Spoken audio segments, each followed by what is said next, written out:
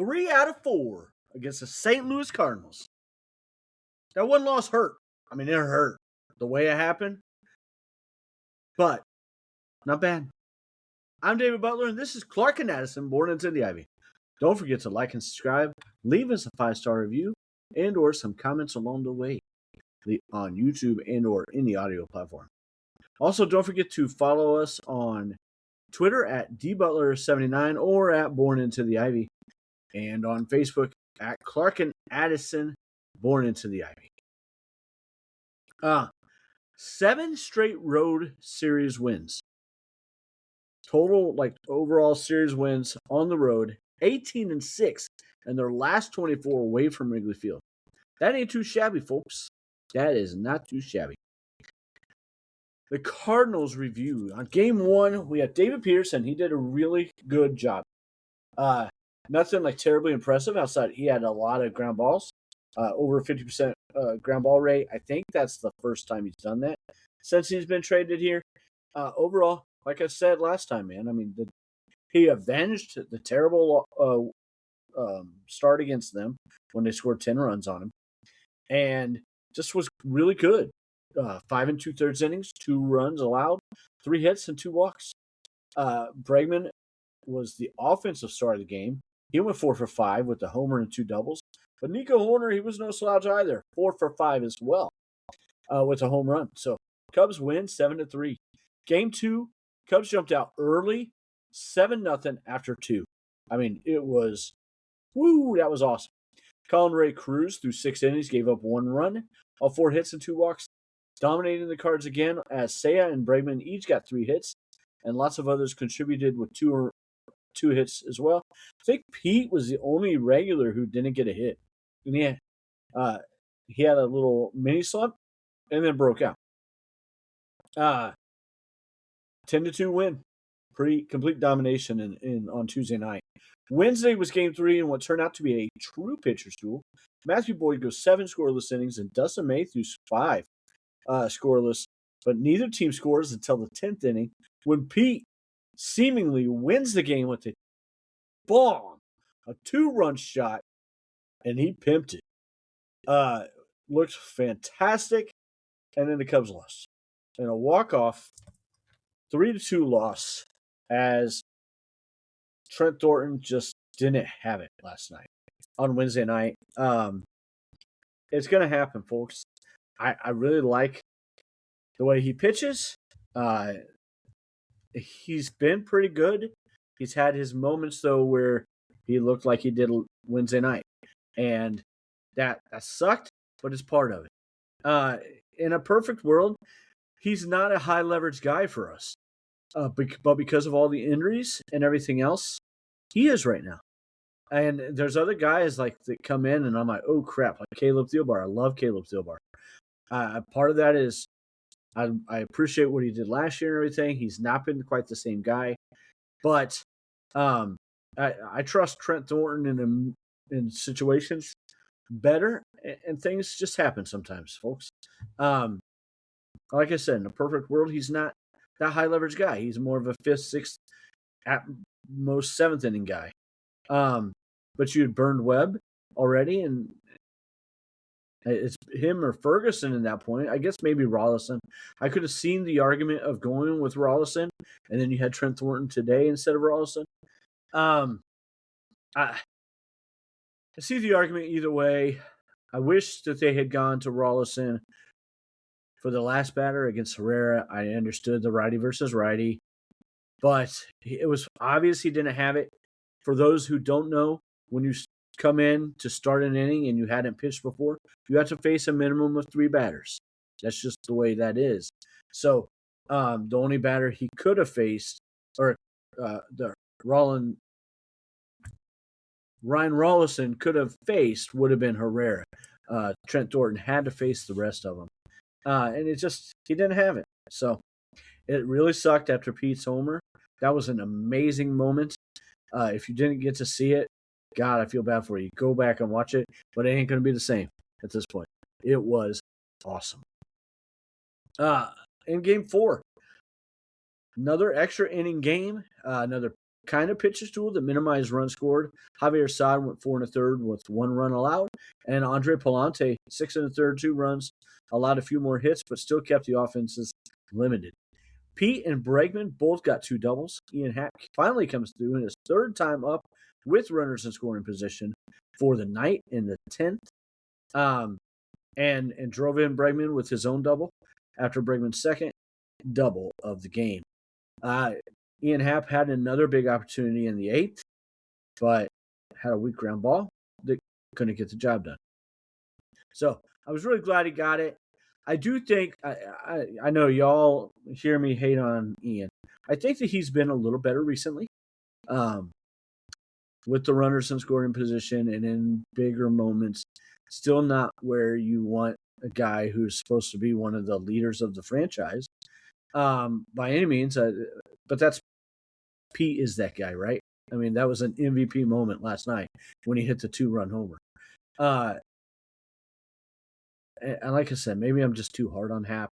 Maybe I've got too big expectations, but he's not what some of these guys try to make him out. However, like I said, he has been a little better in those moments recently, and the dude has played stellar defense recently, except last night on that fly ball from Ivan Herrera. Happ had a terrible, terrible angle at it. I mean, terrible. So, bullpen was huge tonight. 5 2/3 innings after Assad came out. Only allowed 1 run on the Thielbar homer off JJ Weatherhold's bat. So, Bregman had an absolutely huge series. Absolutely phenomenal. We've been looking for this guy to break out, and he did in this series. We talked about 16 games coming out of the All-Star break. We only have 3 more left in that span. The Cubs are 8-5, not where I really wanted them to be. Splitting with Minnesota and Detroit really, really hurt them, to be honest. But they've only lost 2 games since all that, and that's phenomenal. They're against the division opponents. They went 5-2, so that is phenomenal. The Detroit series is what really killed us, right? And not sweeping Minnesota like we should have. So they are in the middle of the 17 games in a row without a day off. 7 games in that stretch now. The bullpen is not quite where I was hoping it would be, but after 2 late inning or extra inning affairs, I mean, it's not terrible, right? It's not terrible by any means. I'm going to say that I don't think that Caleb Thielbar and or Jacob Webb are going to be available tomorrow, so that could be a bit of an issue. But overall, I would say that's like the one big issue.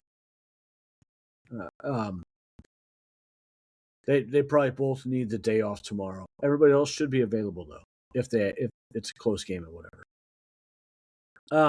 As far as closer, like you would probably think Trent Thornton. I know you all don't want to hear that after the other night, but I would go back to him. He's had a day off.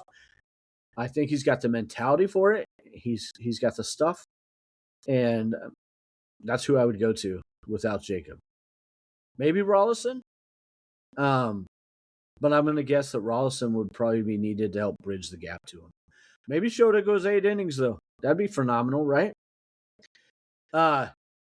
We talked about Peterson on last Thursday's episode and how he had been much better than what people think.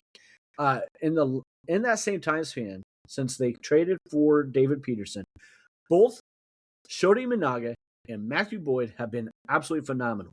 And you may have heard that, but listen to these numbers. Shota has had 5 starts in that time span, going 2-2 with a 1.55 ERA, a 668 OPS, opponent's OPS. Matthew Boyd, 7 starts, 4-0 with a 1.93. Both these guys with sub-2 ERAs, and Boyd has had a 632 OPS. So, phenomenal. Like, these guys have been absolutely fantastic in this time span, and I think that has gone largely under the radar to the average fan at least. So, just wanted to point that out and how great they have been.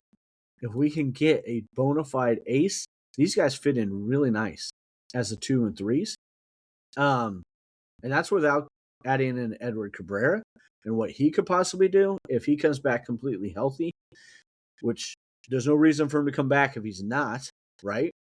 And then if they trade for another guy too. But at least we need a bona fide ace for this roster.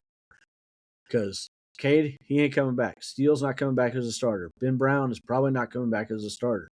We need a true bona fide ace. Speaking of that, trade targets rumors. Per Jeff Passan, the Tigers will trade Tark Skubal. It's just a matter of where. And there's a lot of rumors going around right now about the Cubs possibly being a true possibility for that. I would love it. I mean, I would absolutely love it, but I don't see it happen. I just think that we don't have the prospect capital to do it compared to the Dodgers and the Rays and the Brewers. As much as that sucks, unless those teams, and I don't understand why the Dodgers would do what I'm about to say, just refuse to trade all their assets. Like, Dodgers can only play so many players.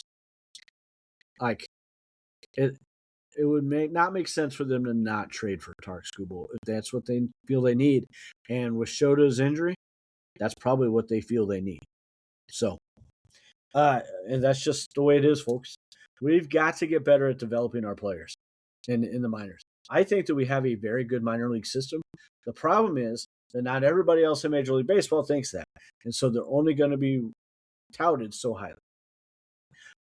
And now, as much as I like our prospects and our system, it's not as good as the Dodgers. It's not as good as the Brewers, especially if the Brewers are willing to trade Jesus Amade. By the way, they should not. That would be crazy. Although I think, yes, they should on a personal level, but that would be crazy if they did that. I don't care who they're getting. Go, Cubs, go! So on that note, the Mets have had scouts in the watching the Cubs system quite heavily, especially at Double A, where Jefferson Rojas is and some other solid prospects, but not as highly ranked. Rojas is 1 and 2, mostly 2 now, with Josiah Hartshorn going above him in a lot of rankings. But the Mets and Angels, I think, are who the Cubs line up best with for starting pitching trades. I still really like the Clay Holmes and or Freddie Peralta possibility, and I really like Reed Detmers. I wouldn't be at all upset by Jose Soriano either. I don't think the Soriano is, or I don't think either of them is like a clear-cut ace over the other two, but I think that Freddie Peralta likely would be as long as he can get it figured out, and I think the Cubs can get it figured out for him. I don't think he likes New York. He has a terrible defense, and even like that can just mess with players' ERA, and it can mess with their confidence in what they are able to pitch because they don't trust what's behind them. Freddie has never shown an ability to not pitch well until this year. And like if everything else was lined up the way it had been, I would say maybe that's more about Freddie. But I think this is more about the Mets in New York. I'm going out on a limb. And listen, if it doesn't work out, he's a free agent and you don't have to re-sign him, right? That's the beauty of that. Also, the bad part of that, because it's probably going to take a little more than what you're comfortable for a rental. But I think Freddie would be worth the gamble. Depending on how much. I mean, I'm not willing to give up Hartshorn. I'm not really willing to give up Kane Kepley for a rental like that of Freddie Peralta. And the way he's pitched, like the Mets have to understand that he hasn't pitched well. And so you're probably not going to get back what you really want to get back. But maybe you are from somebody else. But I wouldn't give up like the farm, Hartshorn, Kepley, Ethan Conrad, none of that. I would, however, be willing to trade one of the two catchers. But I would only trade Ayers for like if you're getting some kind of combination, like if we're getting Holmes and Peralta, and or for like one of the Angels' controllable pitchers. Um, that's what I would give him up for. I still really like the Kirby Yates and/or Luke Weaver idea too from both of those teams. Um, I think Kirby Yates would fit in absolutely amazing behind, and I don't think he would cost nearly as much as Luke Weaver. So that would be my preference. New York Yankees preview, and then I will leave you the hell alone. The Yankees coming into the series at 61-48, 3.5 games back in the AL East behind the Rays, 5.5 games up on the last wild card spot, sitting with the top spot right now. They are 6-4 the last 10 and lost the last 2 against the White Sox. They are 10th in runs per game with 4.68. Far cry from where they were to start the year, but they have a lot of injuries. Like the Cubs have a lot of pitching injuries, they have a lot of position player injuries. And we're talking big guys. Cubs are second with 5.19 runs per game. The Yankees' ERA, team ERA, is 3.36. That is first in the major leagues. Cubs are 4.14 ERA, 16th now. They have definitely vaulted back up and are going in the right direction, continue to. The starters specifically have been really, really good lately. The overall starter ERA sucks, though, still. At 4.31, they're 16th. The Yankees have a 3.58 starting pitcher ERA, fifth in the majors. Their relief pitching is second only to the Red Sox. They have a 3.12 ERA from the relief pitchers. Cubs at a 3.99, 14th in the majors. Probable starters on Friday, we've got Will Warren, who is 7-5 with a 4.41 ERA, against lefty Shota Imanaga, 7-8, 3.72 ERA. He was supposed to start today against Cardinals, and they switched that around and had a sod start so that Shota could start against the Yankees. On Saturday, we got lefty Max Fried, 4-3 with a 3.23 ERA, going against left-handed pitcher David Peterson, 6-7, 5.80 ERA. And on Sunday, Saturday night, by the way, is on Fox and will be televised on nationwide TV. So Sunday, we got righty Garrett Cole, 4-5 with a 3.57 ERA, against Colin Ray, 8-7, a 4.67 ERA. They should be able to take 2 out of 3 here. I know that the pitching matchups aren't great, but I think that the Cubs can limit some of the offense and keep themselves in these games. The Cubs offense has been really, really good outside of the last 2 games. And it's been solid in the last 2 games in moments. Like Wednesday night was just a really good pitching performance by the Cardinals, team performance. Today, the Cubs should have done better, but they didn't do terrible, right? But they could have and should have done better, frankly. So hopefully we kind of get out of that funk. We got some really good pitchers. Good pitching can shut down some good offense. And it's going to go that way more than the other way. But we just got to score enough runs, right? Though I think that our starters are good starters. As long as Peterson keeps the ball on the ground, he's going to be fine. Colin Ray is my biggest worry of the 3. A lot of people are going to probably say Peterson. Colin Ray is my biggest worry of those 3 starters.